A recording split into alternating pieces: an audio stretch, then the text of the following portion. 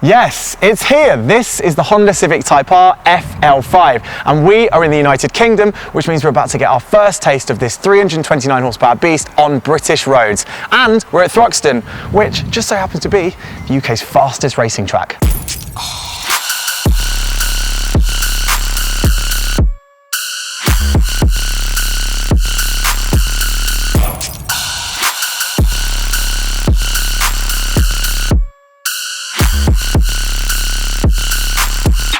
So before we get out and drive this thing, I just wanted to recap some of the details of this car because this Civic Type R is all about the engineering, starting with that 2-litre turbocharged engine. Okay, shares a lot with the previous car's motor, but now it's got tweaks to the turbocharger, different intake, different exhaust, and of course ECU remapping has changed as well, which means it now has 329 horsepower, 420 Newton meters of torque from just 2,200 RPM, and apparently it's more reactive and more responsive on the throttle. It can crack 62 miles per hour in 5.4 seconds. Now, let that sink in because this is a front-wheel drive car.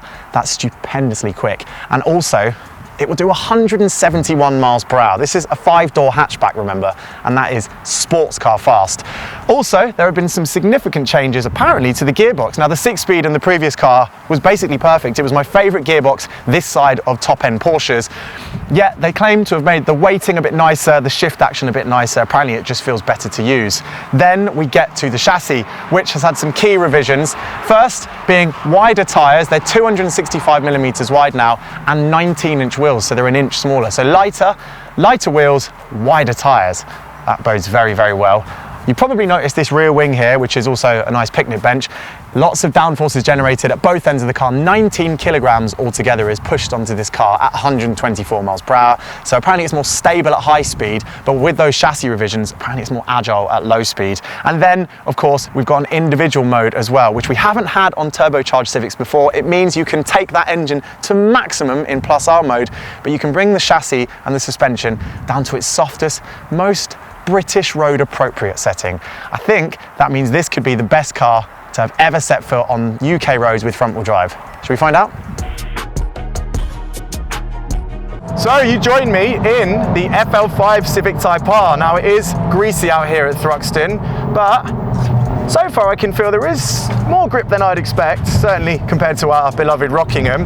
This car of course has 265 millimeter wide tyres, so there's more rubber on the ground, but it is also slightly stiffer than the predecessor, and that's not necessarily what you want in wet conditions. So far, I must say, it feels very familiar, and that is a compliment because that FK8, which I just had a go in one by the way, just to get me familiar with the circuit, is absolutely superb, even in these tricky conditions.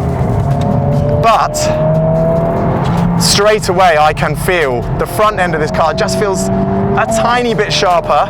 I think the steering feels almost a little bit quicker as well. I think there's some suspension changes there that have encouraged that.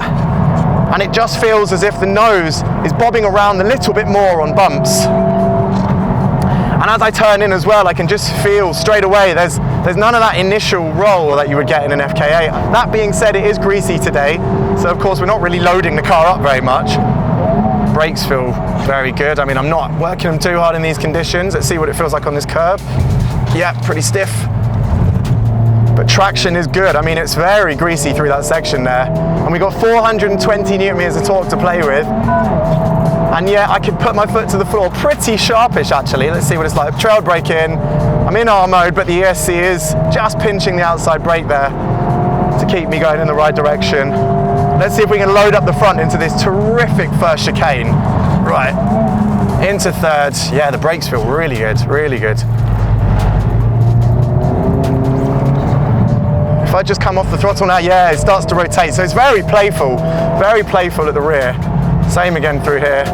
But at the same time, it's not shocking me with what it's doing. It's playful, but it's actually very predictable. Brakes on in here. It's just a little bit firmer. Wow, this thing feels serious, very serious. And I mean, come on, we're talking about Civic Type R here. Sam, you see, I'm overcorrecting there. So what happened there, I think, was I'm reacting too quickly, and this car's so darty at the nose, it doesn't actually need you to give it such aggressive stabs of steering. Let's see case in point through this very fast corner, which is scary as hell in these conditions. Yeah, the car just feels so planted on the ground. Now the engine, I can't really feel the additional power, but I can certainly feel that it's very, very, very elastic through the mid-range. Very elastic indeed. I mean, even if you're in the wrong gear, it really hauls you out of bends. Yeah, it's definitely got some stiffness over there. I'm using the same amount of curb as I was in the FK8, and it's definitely firmer. Let's see what it's like if I try and just do a tidier lap. Right, brake on, turn in, back on the throttle to keep it stable, run to the outside.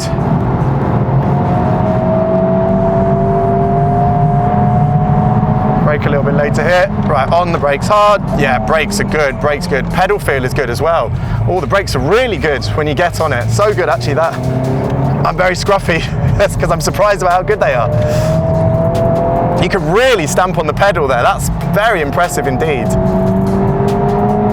These Michelin Pilot Sport 4S tyres, we know them to be excellent tyres, but they're not the grippiest tyre out there. You could get higher specification Michelins, but on this chassis, wow.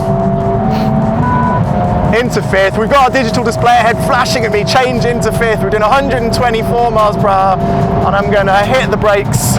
Brakes are good, down into fourth, down into third. Oh, it feels so pointy when you load it up. I'm being really cautious through the chicane, but it's just lovely.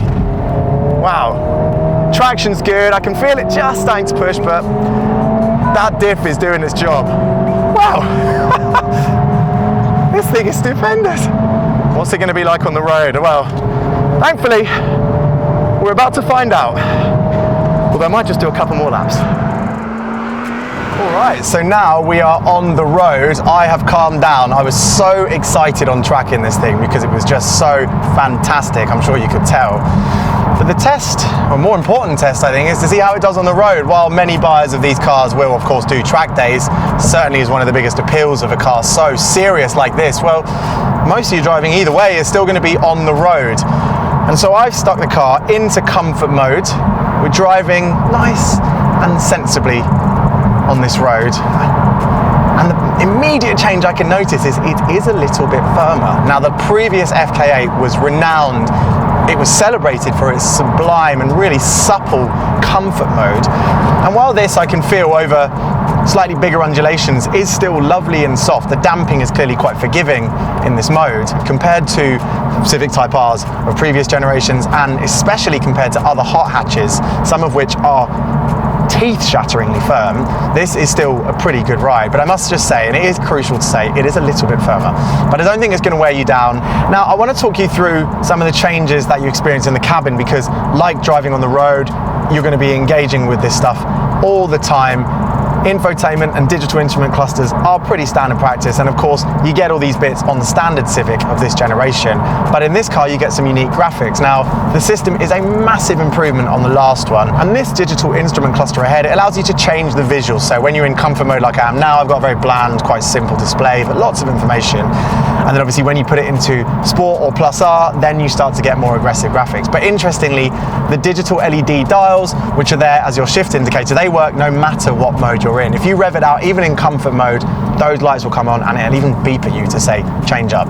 I also really like the interior of this car. Like the exterior, the interior now feels a little bit more mature. It's a tidier place. I love the way they've integrated the vents into the car itself, into the dash. I'm not so sure about these dials for your temperature controls. They're a bit glitzy for me, but I can live with that. I think overall it's great. You've got loads of tech in here as well when it comes to safety. I've got wireless phone charging as well. I know I've got lots of driving assistance features because a lot of them were on at the start. I've switched most of them off now, but if you want them on, they're there. You've got all of the safety of a standard latest generation Civic. But of course, what matters in a Type R is how it feels to drive. And do you know what? It feels lovely to drive at low speeds. I said it's a bit more fidgety on the ride, but because you've got a bit more mid-range torque, or it feels a little bit more elastic, and the throttle is a little bit more responsive, there's still a bit of turbo lag. I can demonstrate it now. We're 3,000 revs. If I pin the throttle, there's a good half a second delay from 3,000 revs. But I mean, it's still giving you something. It's not an on-off switch, it's just, it kicks in much stronger with half a second. But But you can drive around that, of course, just rev it a little bit higher, get it into the sweet spot. And actually using the gearbox in this car, Honda said they made changes. I doubted anything was necessary because the FK8 gearbox was perfect. Turns out perfect wasn't quite perfect because this gearbox is more perfect. The shift action is sweeter, it's smoother through the gate, it's almost more willing to go through the gate. The other older 6-speed in the FK8 was always a lovely gearbox, but there's a little bit less effort required to get this through the gate.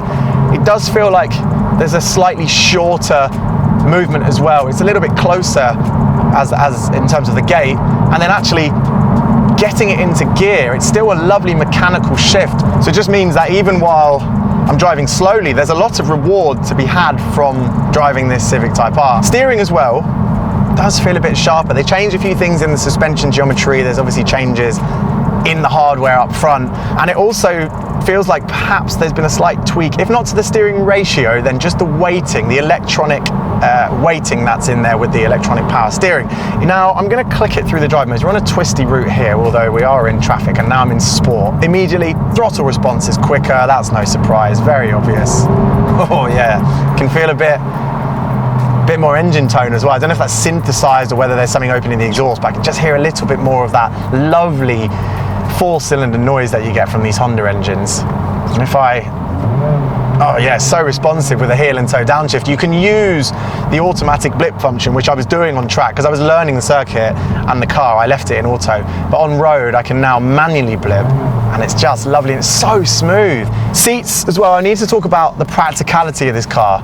Now it's bigger, it feels bigger inside, not much bigger up front, but in the back, Henry, who is, you're well over 6 foot, aren't you, Henry? He's very comfortable.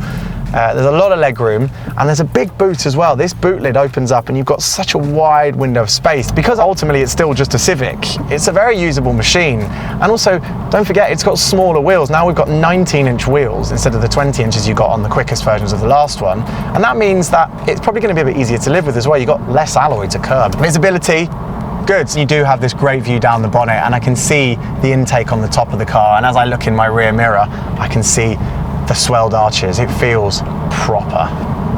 All right, now for what could potentially be the best improvement that this car has over its predecessor, individual mode. Now, many of you will be familiar with it because it's commonplace in other cars, but it wasn't in the last Civic. We didn't have the ability to customize between suspension and engine and auto blip and all the other customizable features. If you wanted that engine at its best, you had to have the suspension at its firmest, and we live in Britain and the roads are pretty rubbish when it comes to road surface quality, and this road we're on now is a perfect illustration. Excellent road, terrible surface quality. So what I'm going to do is I'm going to put it into individual mode, and I'm going to customize the settings. So I've got the engine in R mode, which is the fastest setting, most powerful setting, and the suspension in comfort. Let's keep the steering in a middle ground sport. And let's see engine rev as well. We want that in plus R. Right, here we go. We have most effective performance from the engine, but the softer suspension setting. Let's see what it feels like. It feels quick, it feels rapid. It still feels darty, but as I go over these potholes, quite a bit more forgiving. Wow, that is a big improvement. I mean, that's going to be a game changer. If you jumped in that Civic Type R FK8 and you thought, do you know what, I love it, but I'm frustrated that I have to drive it everywhere in comfort mode because I live in the UK and the roads are really bumpy, and that means I don't have the engine in its most reactive mode. Well, I shared your frustration. So I'm very happy to report that this has basically made the car exceptional for Britain. I cannot wait to try this thing in better weather. I mean, for a car that basically offers you all of the excitement and all of the driving thrills of what you would get in a junior GT Porsche model, for this car to be as practical, as usable, and as easy to get to grips with as it is, but also to be as serious as it is on a circuit, the UK's fastest track, no less.